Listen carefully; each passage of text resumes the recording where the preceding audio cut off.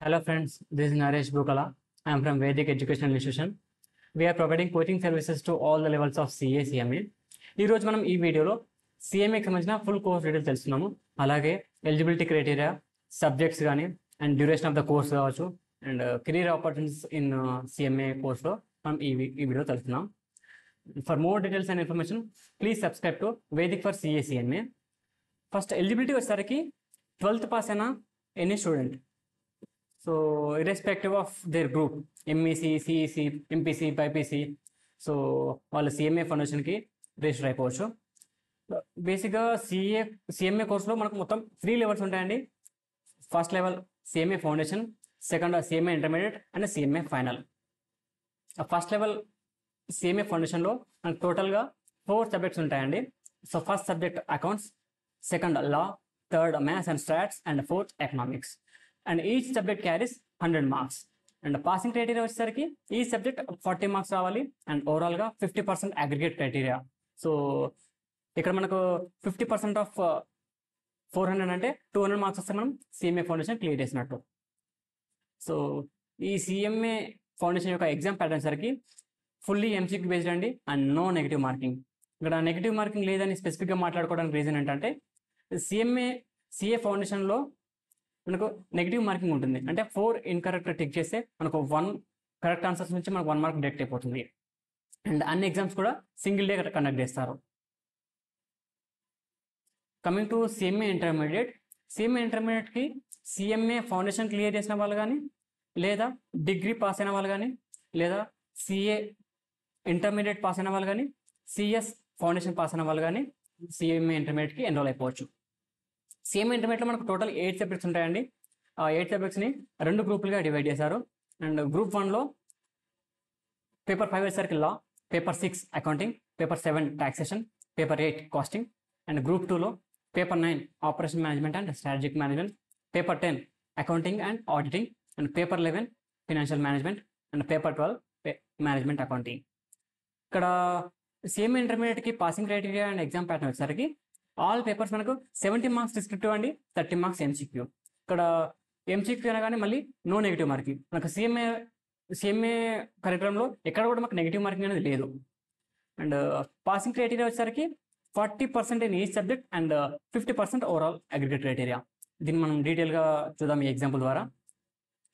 మనకు సిఎంఏ ఇంటర్మీడియట్లో 2 గ్రూప్లు అనుకున్నాం కాబట్టి మనం both groups at a time కూడా అటెంప్ట్ ఇవ్వచ్చు, లేదా any group 1 or group 2.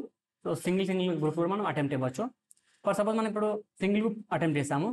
So అయితే గ్రూప్ 1 ఆర్ గ్రూప్ 2 మీకు ఒక గ్రూప్లో 4 సబ్జెక్ట్స్ కాబట్టి 40 మార్క్స్ చొప్పున 160 వస్తే సబ్జెక్ట్స్ పాస్ డే. బట్ ఓవరాల్గా 50% అగ్రిగేట్ క్రైటీరియా కూడా మనం మీట్ అవ్వాలి. అంటే 50% ఆఫ్ 400 అంటే 200 మార్క్స్ వస్తే మనం ఆ గ్రూప్ పాస్ అయినట్టు. ఫర్ సపోజ్ మనం ఇప్పుడు both groups at a time attempt చేస్తాం అనుకుందాం. సో 8 సబ్జెక్ట్స్ కాబట్టి 8 సబ్జెక్ట్స్ 320 వస్తే subject wise pass day. But ఓవరాల్గా బోత్ గ్రూప్ పాస్ అవ్వాలంటే 50% అగ్రిగేట్ క్రైటీరియా కూడా మనం మీట్ అవ్వాలి. 50% క్రైటీరియా ఆఫ్ 800. సో 400 వస్తే మనం బోత్ గ్రూప్స్ క్లియర్ చేసినట్టు. అండ్ మీకు ఒక ఇంపార్టెంట్ నోట్ ఏంటంటే, సో జనరల్గా మనకు ఒక మిస్కన్సెప్షన్ ఉంటుంది. సో సిఏ కానీ సిఎంఏలో కానీ ఒక సబ్జెక్ట్ ఫెయిల్ అయితే అన్ని సబ్జెక్ట్స్ మళ్ళీ రాయాలి అనే మిస్కన్సెప్షన్ ఉంటుంది. సో అది కరెక్టే. బట్ దానికి ఒక చిన్న రిలాక్సేషన్ ఏంటంటే, ఏదైనా మనకు ఒక సబ్జెక్ట్లో 60+ వస్తే ఆ సబ్జెక్ట్ మనం ఎగ్జామ్ రాదు. సో మనం ఆ సబ్జెక్ట్ ఎగ్జామ్స్ క్లియర్ చేయొచ్చు ఫర్ 3 అటెంప్ట్స్. ఆ 3 అటెంప్ట్స్ వరకు ఆ సబ్జెక్ట్ వదిలేసి మిగతా సబ్జెక్ట్స్ మనం పాస్ అవ్వాల్సి ఉంటుంది. వన్స్ సిఎంఏ ఇంటర్ పాస్ అయిన తర్వాత స్టూడెంట్ అనేవాడు 15 months ఆఫ్ హార్టికల్చర్ ట్రైనింగ్ తీసుకోవాలి under qualified CMA in a CMA form.